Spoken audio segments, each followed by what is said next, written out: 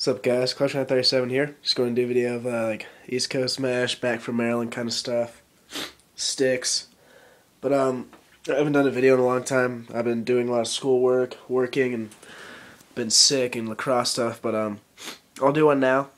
I'll do a couple actually today. So here's some East Coast Mesh. I got it from East Coast Dyes Mesh people. One of the guys' name's Greg.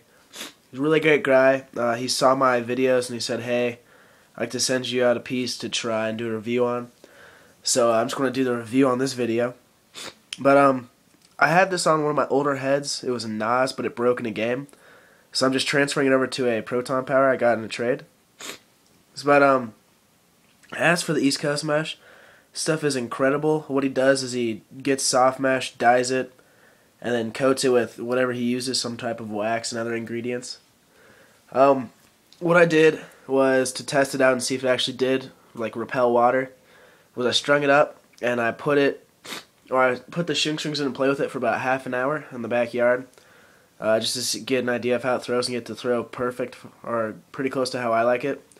So I did that. Then I got a bucket of water and put the whole head in and submerged it there for about, I don't know, like 20-30 seconds.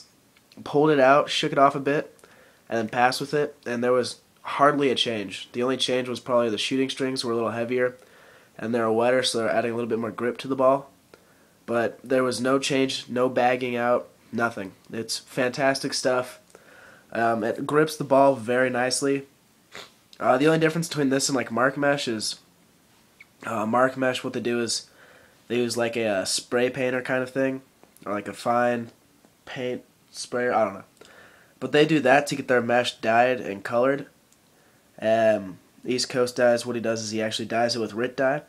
So that's pretty much the only difference in the stuff, and this stuff's a lot cheaper, and I think it's actually nicer, better quality mesh. So I'm going to throw it in the Proton Power, which would be cool. I definitely recommend this mesh if you live somewhere like on the East Coast where it's always rainy, like 2 out of every 3 games it's playing in the rain, because that'll help a lot.